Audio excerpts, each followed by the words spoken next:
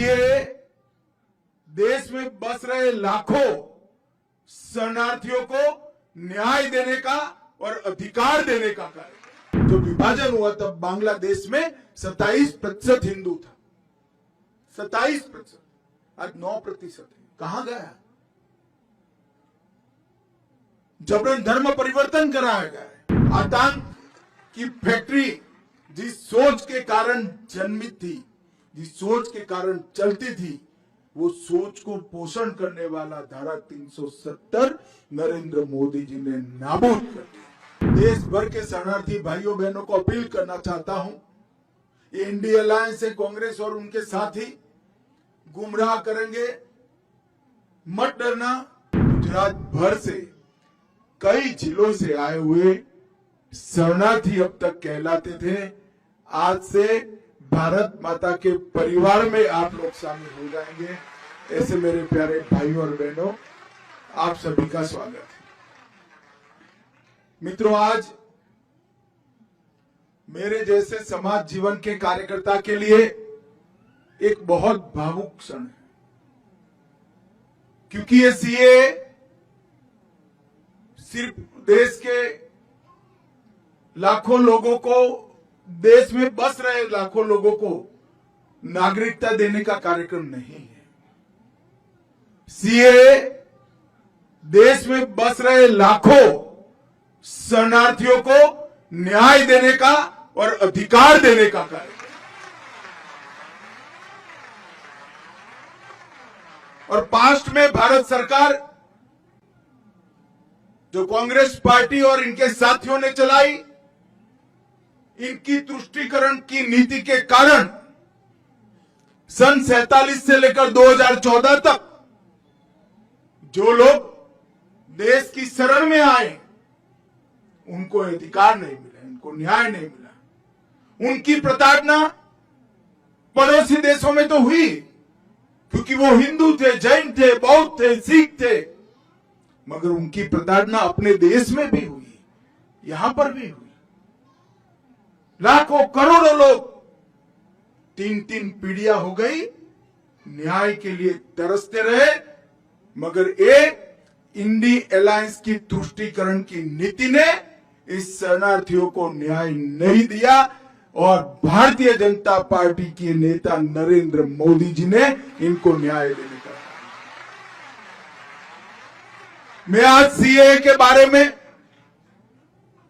थोड़ा डिटेल बताना चाहता हूं कि सीए क्यों लाना पड़ा।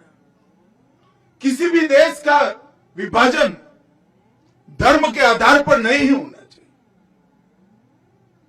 मगर भारत का विभाजन आजादी लेते वक्त धर्म के आधार पर किया गया। और जब भारत का विभाजन धर्म के आधार पर किया, तब भयानक दंगे हुए, स्वाभाविक था होंगे, मगर विजुलाइज नहीं कर पाए। अभी अभी 14 अगस्त को ही पूरे देश ने विभाजन विभीषिका दिन मनाने का काम किया है। भारत के करोड़ों लोग ये भूल नहीं सकते कितनी पारावार वेदना जो हिंदू, बौद्ध, सिख, जैन पाकिस्तान, अफगानिस्तान, बांग्लादेश में रहते थे, उनको सहन करनी पड़ी। हम नहीं भूल सकते। परिवार के परिवार उजड़ गए, करोड़ोंपति, अरबोंपति हमारे गांधीधाम में रोड पर आकर सब्जी बेचने के लिए मजबूर हो गए। इससे ज्यादा अत्याचार पूरे दुनिया में कहीं नहीं।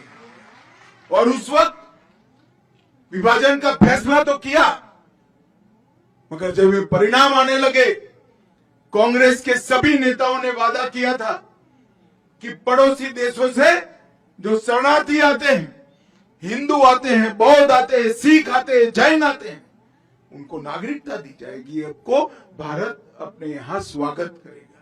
करना भी चाहिए था।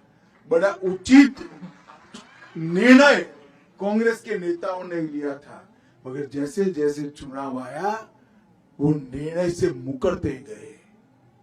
सन 47 में किया हुआ वादा, 48 में किया हुआ वादा, 50 में किया हुआ वादा, जवाहरलाल नेहरू ने किया हुआ वादा, महात्मा गांधी का आह्वान,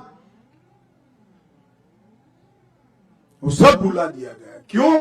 क्योंकि उनको लगा कि इनको नागरिकता देंगे तो हमारी वोट बैंक नाराज हो जाएगी और तुष्टीकरण के कारण ये लाखों करोड़ों लोगों को नागरिकता से वंचित रहना, इससे बड़ा कोई पाप नहीं हो सकता, इससे बड़ा कोई पाप नहीं। वो वहां से भाग कर आए, प्रताड़ना झेल कर आए, अपना परिवार कई लोगों ने गंवाया, कई माताओं बहनों के साथ अत्याचार किए गए, करोड़ों की संपत्ति छोड़कर आए और यहां आए, यहां उनको नागरिकता भी नहीं दी। 47 से मोदी जी प्रधानमंत्री बने तब तक 47 से 19 और 19 से 24 ये यात्रा इस देश का इतिहास हमेशा याद रखेगा। मैं आज इस मंच से जिन जिन लोगों ने सरकारें चलाई उनको पूछना चाहता हूं, क्या दोष था इन लोगों का जो अपनी बहन बेटियों को बचाने के लिए आए, अपनी संपत्ति को, अपने धर्म को, अपने सम्मान को बचाने के लिए आए, वो क्यों भारत के नागरिक नहीं बन सकते? एक और तो सीमा से आपने घुसपैठ कराई, करोड़ों घुसपैठियों को आने दिया, अवैध रूप से उनको नागरिक बना दिए, और जो कानून को मानते हैं, आपको एप्लीकेशन की, उनको कहते हैं कानून में इसकी जगह नहीं है। कानून लोगों के लिए होता है, कानून के लिए लोग नहीं होते। हमने 2014 में वादा किया था कि अगर भारतीय जनता पार्टी को मैंडेट मिला तो हम सीए लाएंगे और 2019 में हम सीए लेकर आए। और करोड़ों हिंदू, करोड़ों जैन, बौद्ध, सिख जिनको न्याय नहीं मिला था उनको न्याय देने की शुरुआत हुई। मैं आज इस मंच से स्पष्टता से कहना चाहता हूं, मैं काफी समय चुप रहा हूं। ये कानून पारित हुआ था 19 में। 19 में कानून पारित होने के बाद भी सबको भड़काया गया कि इससे मुसलमानों को अन्याय होगा, मुसलमानों की नागरिकता चली जाएगी। मैं आज फिर से स्पष्ट करना चाहता हूं मेरे मुस्लिम भाइयों बहनों के लिए, ये कानून में किसी की नागरिकता लेने की कोई प्रोविजन नहीं है। ये कानून नागरिकता देने का कानून है। अभी हमने दी, इनके चेहरे देखिए, हमारे ही देश के लोग हमारे ही देश में निराश्रित बनकर रह गए। इससे बड़ा दुर्भाग्य और विडंबना क्या हो सकती है?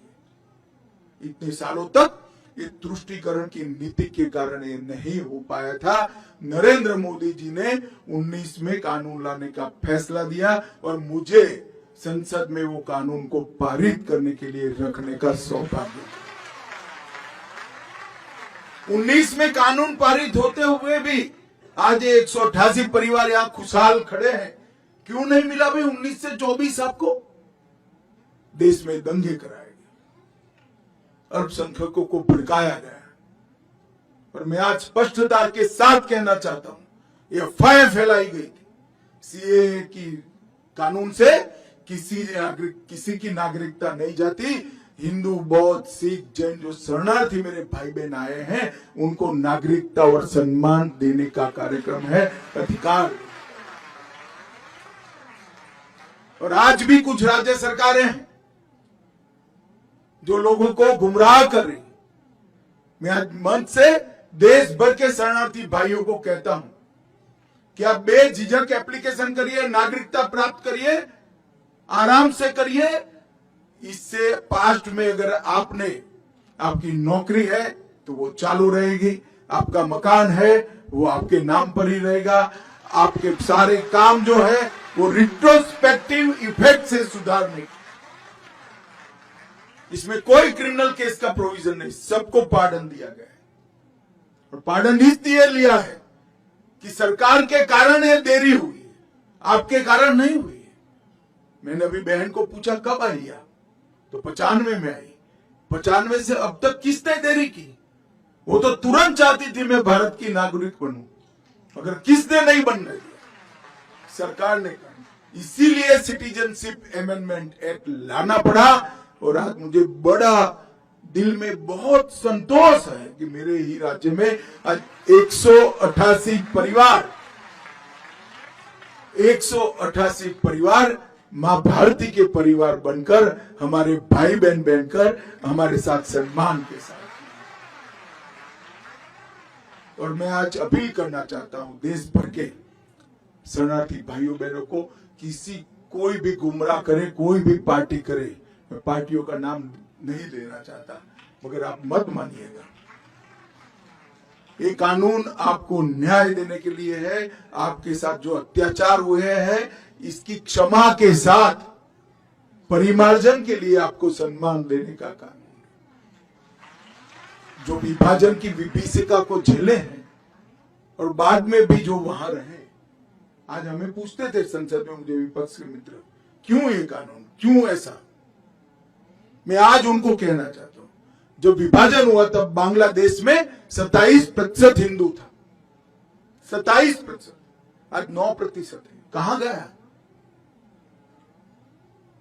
जबरन धर्म परिवर्तन कराया गया है। 27% हिंदू था, या तो वो यहां आए, शरण में आए, या धर्म परिवर्तन कर। क्या उनको अपनी इच्छा के अनुसार अपने धर्मों में जीने का अधिकार नहीं है क्या? अगर पड़ोस के देश में अपने सम्मान के साथ जी नहीं सकते, हमारी शरण लेकर आते हैं, तो हम क्या करेंगे? हम मूक दर्शक बनकर बैठ नहीं सकते। ये नरेंद्र मोदी सरकार है, आपको न्याय मिलेगा और जरूर। और सालों से इस शरणार्थियों की मांग थी। 19 में मोदी जी ने अपनी दृढ़ राजनीतिक इच्छा शक्ति के कारण एक फैसला लिया, कानून पारित हुआ, आंदोलन हुए, कुछ जगह पे हिंसक घटनाएं भी हुई। जो हुआ हुआ, अंततोगत्वा 24 के चुनाव के पहले हमने रूल्स बनाकर अधिकार दे दिया और आज सर्टिफिकेट भी दे दिया आप लोगों को। आप सभी का हृदय से भारत माता की संतान है नाते इस देश में मैं स्वागत करता हूं और बड़े सम्मान के साथ आप जियोगे, इसका मैं विश्वास भी करता हूं।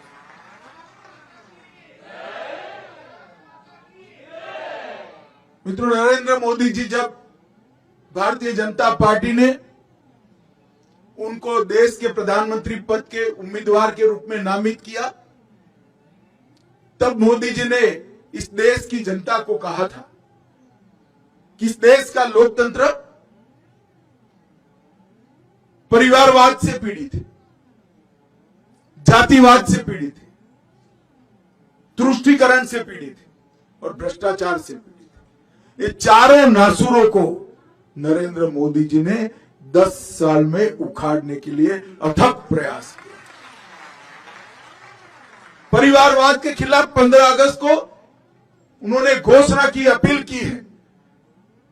कैसे 1 लाख युवा राजनीति में जुड़े जिनके परिवार में से कोई राजनीति में नहीं, कोई राजनीति, ये अपील की है। और परिवारवादी पार्टियों को घोर पराजय भी देश की जनता ने घोर पराजय दिखाया है। भ्रष्टाचार के खिलाफ भी जंग किया, जातिवाद के खिलाफ भी किया। उन्होंने जातिवाद के नासूर को समाप्त करने के लिए 4 जातियां घोषित की, एक गरीब, एक महिला, एक युवा और एक किसान। ये 4 जातियों में ही पूरा देश बटा हुआ है और ये 4 जातियों को ही एक नए प्रकार की राजनीतिक फिलसफी उन्होंने देश के सामने रखी और उन्होंने तुष्टीकरण की राजनीति को भी तिलांजलि दे दी। इस देश के कई मसले ऐसे अटके पड़े थे। राम मंदिर का मसला अटका था 550 साल से, आज भव्य राम मंदिर अयोध्या में बनाने का काम पूरा है। औरंगजेब ने तोड़ा हुआ काशी विश्वनाथ का मंदिर फिर से बन गया। मोहम्मद बेगड़ा ने तोड़ा हुआ हमारा पावागढ़ के शक्तिपीठ का भी पुनरुद्धार। इस देश में ट्रिपल तलाक को समाप्त करने का काम भी नरेंद्र मोदी जी ने किया। आतंक की फैक्ट्री जिस सोच के कारण जन्मित थी, जिस सोच के कारण चलती थी, वो सोच को पोषण करने वाला धारा 370 नरेंद्र मोदी जी ने नाबूद कर दिया और करोड़ों हिंदू, सिख, बौद्ध, जैन भाइयों को जो अन्याय करने वाला, उनका अधिकार से वंचित रखने वाला कानून का संशोधन अटका था, वो सीएए का संशोधन भी नरेंद्र मोदी जी ने लाकर देश के अंदर एक न्याय का वाक़। मैं अंत में फिर से एक बार देश भर के शरणार्थी भाइयों बहनों को अपील करना चाहता हूं, ये इंडिया अलायंस है, कांग्रेस और उनके साथी गुमराह करेंगे, मत डरना। मैं देश के गृह मंत्री के नाते कहता हूं, आप एप्लीकेशन कर दो, आपको न्याय मिलेगा, कोई कोर्ट केस नहीं। और ये तो उदाहरण है, 188 परिवार, कोई कोर्ट केस नहीं हुआ, नागरिक भी बन गए, उनके बच्चे एमएलए भी बनेंगे, सांसद भी बनेंगे, आईएएस भी।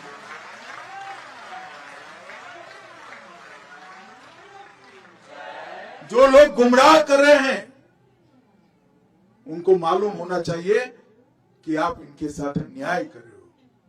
आप में तो हिम्मत नहीं थी वोट बैंक के कारण कानून लाने की, मोदी जी लाए हैं, कम से कम इसका इम्प्लीमेंटेशन करने के लिए हमारा समर्थन करें।